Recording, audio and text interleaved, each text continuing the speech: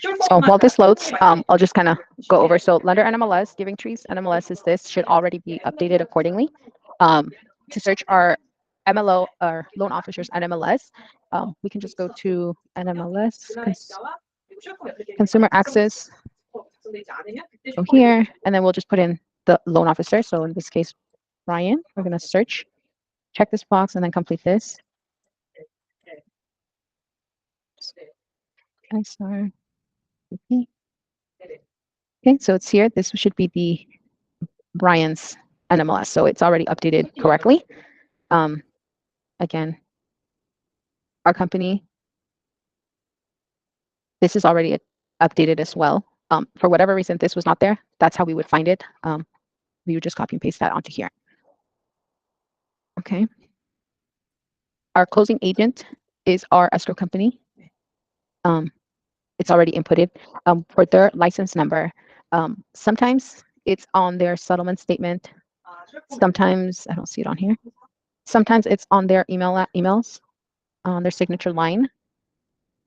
I don't see it on here either. So in this case, we would have to reach out to escrow to get their license number. Again, titles information is already going to be adjusted based off of the information we put on the loan submission. So in this case, because this is a purchase, we have to complete our real estate buyer and seller. So that's going to be these first two sections up here. So on this, we're going to find our purchase contract, page 16. We have most of their information here. Whatever is not on here, we can Google and try to find as much as we can. So our buyer is going to be our buyer here. Also, well, I kind of jumped ahead. For the seller, it does say seller brokerage, but sometimes it'll be the listings agent. So let's put in their contact. Their license number is this one. So see how there's two license number? This top one belongs to the company. This bottom one belongs to the agent. So right here, we're going to put the agent's license number. Their phone number. Their email.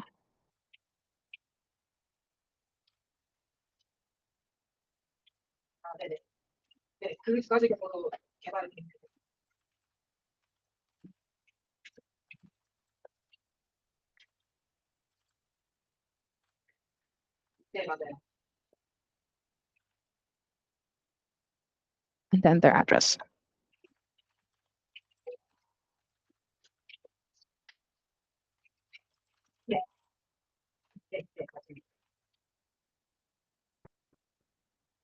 This phone number, we can just put the same number here for the agent.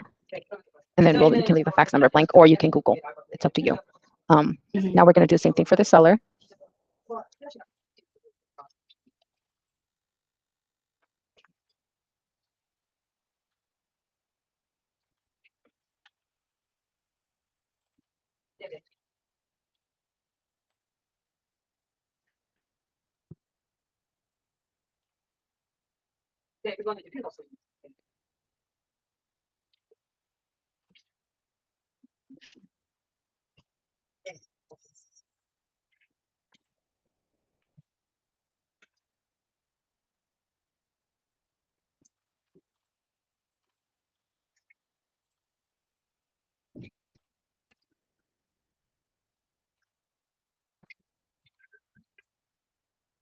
코바로워가 있는 걸로 체크를 하면 코바로워까지 작성이 되면 나가는 게 좋거든요. 손님 본인이 코바로워가 있다고 체크를 하게 됩니다. All right, so once we have that completed,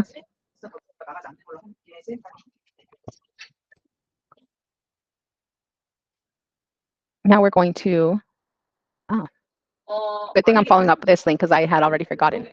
This lender case number right here, it has to match the loan number. So let's go to our file. So if you're submitting it, it's going to be under the portals. The portal where we're submitting at, you can find the loan number there. Obviously, we can find it in Notion. You can also find it in if we have an approval letter. But at submission, you won't have this approval letter. So you'll just be able to find it at the submission through the portal. But this lender case number here, it has to match the loan number. So we're going to delete what we have here and put the loan number. We're just going to save this. Everything that we entered should be saved. Again, if we don't have their license number, we're going to reach out to the escrow and title to get the license number for their company. So now we're going to go to the fee worksheet here, and we're going to enter all our fees. Last time we've kind of went over on entering fees and issuing loan estimates. It's very similar. We're just going to go ahead and match the fees that are on our ERP for LO's submission page and our settlement statement from escrow.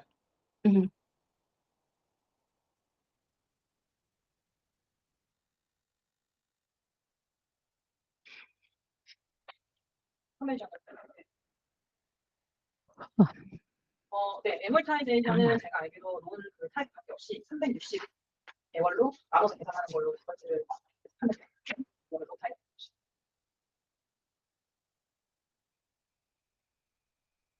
Okay, so we have fees on here already. We're not going to change any fees in section A for training purposes. We'll just keep those fees there. Section B, again, training purposes, we'll keep these on here as well. And then on here, we're going to start putting these to match our settlement, our master settlement statement. So we're going to go based off of the fees on the buyer side. So our escrow is Roland escrow. And it's 1763, but we're going to over disclose it by about 300. So we'll put it, let's see. So 2063. We have a loan tie-in.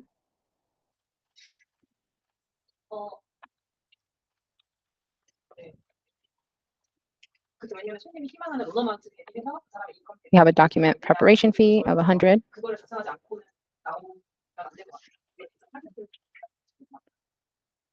And that's it for escrow. We're going to enter our titles fees right here. So we have Chicago Title Company.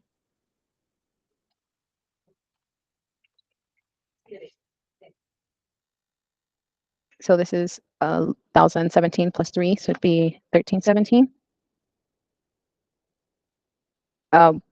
Messenger fee.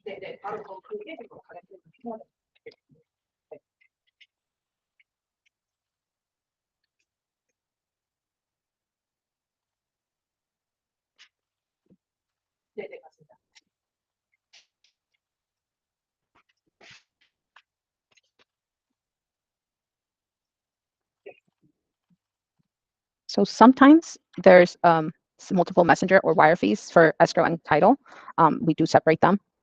If you do run out of space, you can always combine them. But if you have where there's not that many fees, I would recommend that you do separate each one and then put the company where it's going to. Okay.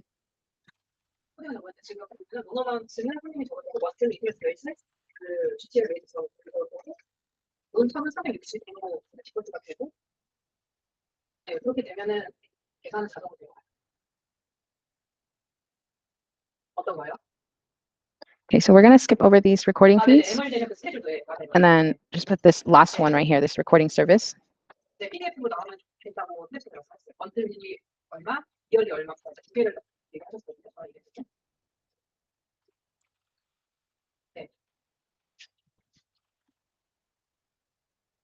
So these two right here, we're going to go ahead and put them in section E. But just want to make sure we're not missing any. So these fees right here needs to be added as well. Even though they're under other, they still need to be added here. So our notary fee, 250. We have it at 300. We can leave it at 300. So this messenger fee.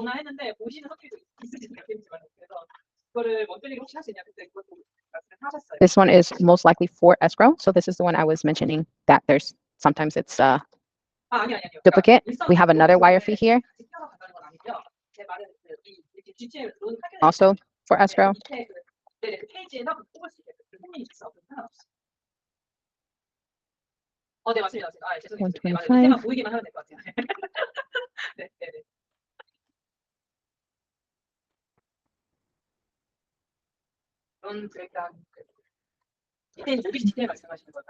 Loan processing fee. We'll put this one down here.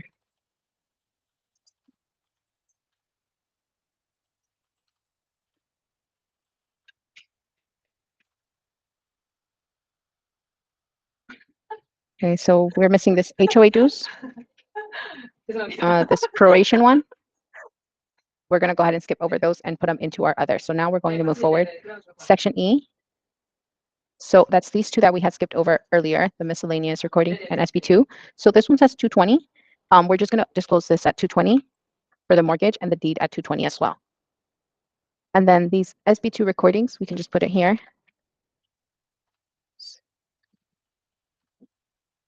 And then we'll disclose that at 225. 네네. Delete that. 네네. 네, 맞습니다. 네.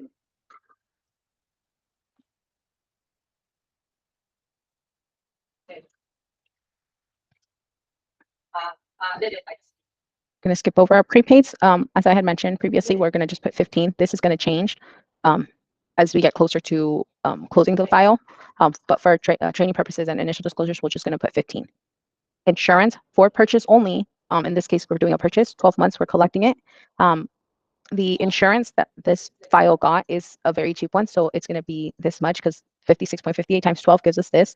The insurance that they have on the file is this 1350 for training purposes, initial disclosures. If this number that we get is lower than the one that they're disclosing, we're just going to over disclose this and put this at 1350.